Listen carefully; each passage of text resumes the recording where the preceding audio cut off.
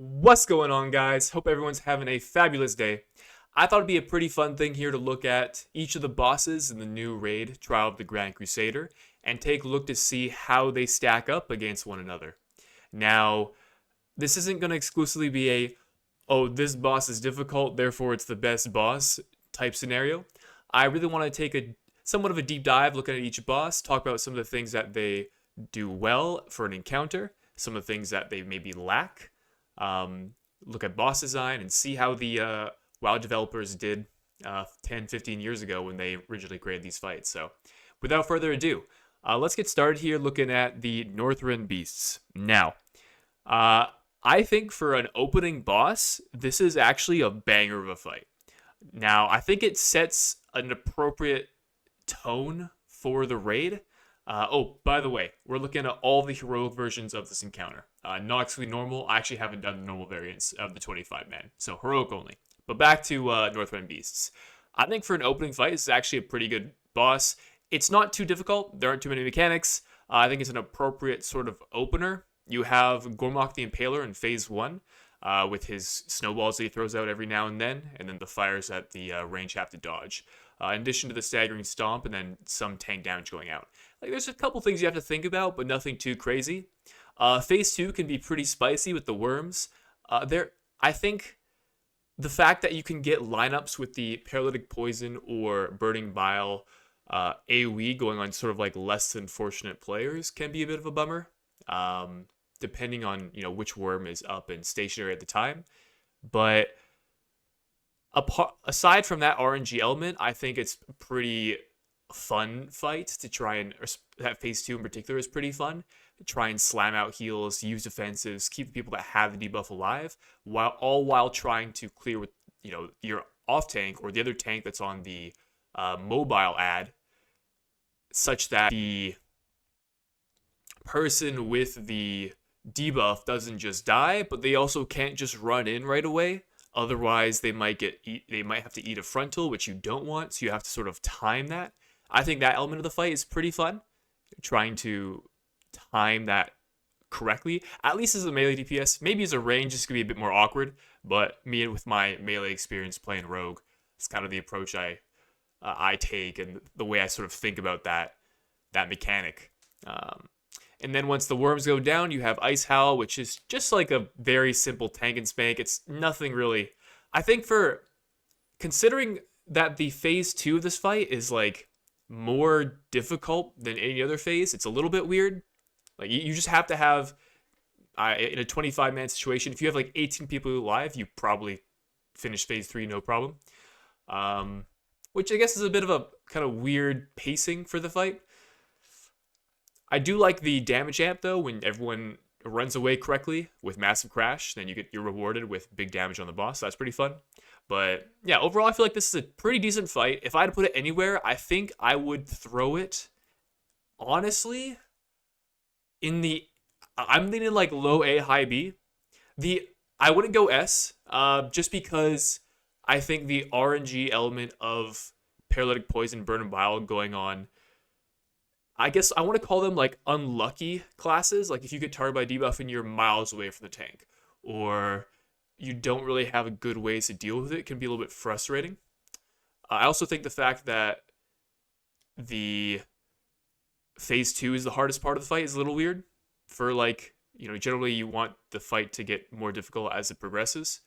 But honestly, otherwise, this fight I think is a banger of an opener. So actually, I'm pretty happy with A. So we'll leave it there, and I can come back and change things later. As I feel like we need to reassess. So this leads us to fight 2, which is Lord Jaraxxus. Now, this one I'm just gonna open by throwing it in a tier that I think it belongs in. We'll discuss from here. So Lord Jaraxxus is Miss Potential. This fight this fight could have been so good. It has all of the elements to be a really amazing fight. You have the Healing Absorb, which is a relatively new mechanic in raiding at this point in the classic iteration of the game, which is fun. It's an element for healers that they have to cover this. They have to heal through this Healing Absorb, otherwise the raid wipes. Like, that's pretty fun. There's There's a fire mechanic, which you have to run out of the raid for, which is a little awkward. At least it leaves fire under your feet. I guess there are other ways you can handle a mechanic, but it's sort of like the most widely known way to deal with it. Anything that kind of results in a loss of uptime is sort of weird. But aside from that, you have the different ads that spawn, the nether portals, and the volcanoes that will continue spawning ads until killed. I think that element of the fight is really cool because there's meaningful damage amps where you want your raid ideally wants to like line up cooldowns and blast through these mechanics such that you don't get overwhelmed with ads. You also have the spell steal, or the boss will buff himself, and if you bring in mages, they love this ability because they just slam damage with their spell steal and taking the magic amp for themselves. And then you have the interrupt, which is again it's just another way to kind of engage your players to use sort of more of their kit. Like this boss has a lot of really good tools to make this fight a good encounter, but man, the staff at Blizzard just dialed that knob all the way down to the point that this fight is such a walkover. And I'll give an example. We have in my guild we have 2 raid teams, and one of our raid teams on their first Togc clear, they were missing like 3 of their mains. In fact, they were missing. They did a raid. They did heroic Togc with 22 people. They ended up doing normal of the first of Northern Beasts just because they figured it wasn't really worth trying, and then they just slam dunked Lord Jaraxxus with 22 people. So it's a really had all the potential to be a good fight, but man, that the numbers, if the ads did like more damage, if the portals and volcanoes had more health, if the healing absorb was a little bit like if you just turned everything up a little bit, this fight could be so much better. Now it's second fight of the instance, so maybe you don't really want it to be too hard. I get that, but because of how free this boss is tuned, it's actually like the easiest fight of the instance, and it would probably be more appropriate for this fight to be the first fight of the instance. Assuming that in a good raid you sort of want linear progression. You want the easier bosses to be first, the harder bosses to be later in the raid. So really unfortunate. I wouldn't put in the doggo tier because we'll get to that. But so that's where I'd put Lord Jaraxxus, which then leads me to the faction champions. This was an experiment by Blizzard to introduce the PvE player scene to maybe a PvP environment in a raid. I applaud the attempt. They were trying things new at the time, but man, yeah, this is not a good fight. To require your raiders to run PvP specs and just hard CC. Tanks can't even tank. DPS are not really DPSing. They'll have specific assignments in order to do this fight well. Healers, their HPS is like nothing. They're just slamming the dispel button. It shouldn't be a raid boss. So this goes to the doggo tier. Nothing more needs to be said. So then next up we have Twin Valkyr. So Twin Valkyr, I think I like this fight. I like that this is sort of the first of what I say first? I was gonna say the first of sort of 2 real fights in this instance that pose any like a kind of significant challenge. But I think the Northrend Beasts can also can be a tricky fight to sort of learn. So I would say there's sort of 3 meaningful fights in here. Lord Jaraxxus and Faction Champions sort of being the exception. But for Twin Valkyr, I'm gonna put it in A for now, and I'm gonna come back to it. And I'll see if my mind changes as I'm talking about it. So what do I like about this fight? I like that this is a first fight with a pretty significant HPS check. So your healers are actually having to heal, especially during prog when perhaps the people, your orb soakers aren't doing as well of a job preventing orbs from running to the raid. Healers are slamming heals, and this is gonna be a fun thing as a healer to just bomb out HPS as much as possible. So that's a pretty cool element to the fight. I think the ball soaking, I'm not a huge fan of. Do I hate it? I guess I don't know. I'm not sure if I necessarily hate it. What I don't like about it is that you're basically like the current best strategy for this fight is you want to have your raid stacked on a portal. You want as many people stacked as possible with as few people soaking the orbs as possible. And what this means for the people that are responsible for soaking the orbs, let's say you have your entire raid as dark attuned and you have maybe 3 light attuned soakers, in addition to your tanks that are also blocking light orbs from reaching the raid. Those light orb soakers are basically for everyone else, they don't think, and the orb soakers are having to work super hard in order to prevent the raid from wiping if too many orbs reach the raid, which creates a sort of imbalance. Like you're giving a few people a very difficult role. And then this will inhibit, usually it's DPS, right? Like hunters or shadow priests, classes that have key defensives they can use for certain moments of the fight. In particular, when Dark Vortex is going out, their uptime is really compromised, and it's like you are the utility role in that fight, and you understand that, and it kind of sucks. Like if you were the token hunter or token shadow priest in your raid, because you're always going to be that role for the rest of this phase. So that part I don't really like. What I do like about this fight though is the special abilities. I think the vortex, the dark and light shields, it kind of creates for, or it makes it engaging, having to pay attention to what's going up. In particular, if your raid is running this dark attuned setup, right, where most of your raid is dark attuned, and you get either dark shield or light vortex. Like these are abilities you have to be on the ball and react to, otherwise you will die. Like there will be consequences. So I think that element of the fight is pretty fun. Which is kind of why I move it to the A tier. Like it's a cleave fight. So any classes that have cleave are just blasting out huge damage, which can be rewarding. You also have the 50% damage amp for the boss that you're attacking with the opposite attunement. So again, that's also pretty fun. This fight is like fast and furious, big numbers, which is pretty rewarding as a DPS player. And not being a soaker, I think it's like decently fun. It's not particularly challenging if you know. I mean, you could say this for pretty much every fight ever. It's not challenging if you know the mechanics, but really, it's just the special abilities as a dark attuned soaker. In fact, only 2 you need to think about. That's the light vortex and dark shield. Dark shield, all you do is swap DPS and pop cooldowns. The damage amp is pretty fun, I admit that. Light vortex, you just click on a portal and then run to the other one to then revert your attunement status. So, like, it's not super complex. In fact, I feel like it's kind of why I put it.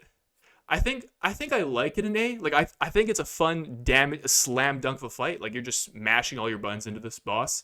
I think I would put it below Northwind Beast though. I feel like Northwind Beast is a pretty solid opener fight for the instance. Definitely wouldn't throw an S because of the soaker situation. But I think it's a better fight than B. Like I would definitely say this fight is closer to the Northwind Beast than it is to Lord Jaraxxus. So I'm gonna leave it in low A. And then we move on to a noob. So this is the final raid of the instance. And for a final boss, to be honest, I think the best that this fight can do is a B. Now, and here's why. So I think the pre phase 3, there are 2 phases to contend with. There's the ground phase, and I'll call it the ground phase, and then the submerge phase. For the ground phase, you just slam the boss as a DPS and cleave ads, and that's basically it. I mean, it's not particularly difficult. If your tanks are geared enough, they're living fine. If you happen to be short on DPS, then you just, or like say you're not killing the ads for the next set, then you just make that adjustment and put some more DPS into the ads. I do think the element of trying to optimize how you're putting out your DPS is pretty cool. For example, you don't want to kill the ads when the next set is still 20 seconds away from spawning, because you're that's just single target damage you're sacrificing unnecessarily so. So I think that element of trying to optimize your damage is pretty cool, but at a certain level, and like this is definitely evident for guilds that are performing at the highest level, eventually your passive cleave just kills the ads, and then you just don't even think about splitting your damage at all. But for a prog fight, for guilds that aren't competing at the highest level, I do think that element is pretty neat. And that's fine. Like whatever, it's the first phase of the fight. Who cares? It doesn't have to be too involved. I think bringing the frost orbs down is a little awkward. Like I don't love that as a mechanic. Just because you're pinning the responsibility of like a vital positioning setup on players to DKs preferably to grip down and then kill the frost orbs in a good spot. And if they mess up a pull, it's like, okay, well, this pull is kind of scuffed. Sometimes you can turn it around, but that bit is a little bit weird. The reason this boss gets a B and definitely cannot go higher is because of Submerge phase. The Submerge phase sucks. There's no point to it. The boss just chases people around. You run over the frost patches. You could if your raid is in a situation where you don't have the DPS to push phase 3 before the second Submerge, which I think for a lot of non-high-end guilds, this might be a check that you struggle with early on. So let's say you're getting 2 Submerge phases. Then there is some element of trying to optimize the Submerge phases because you only have 6 orbs to work with over the course of the entire fight. 2 orbs, of course, you're using to set or put down behind Nubarak so that your tanks have somewhere to tank their ads. So really you only have 4 to work with, which means if you're having 2 Submerge phases, little math brings us 2 and 2. So you can break 2 orbs or 2 frost patches for each Submerge phase. So trying to kind of optimize this and do these Submerge phases as best as possible becomes meaningful.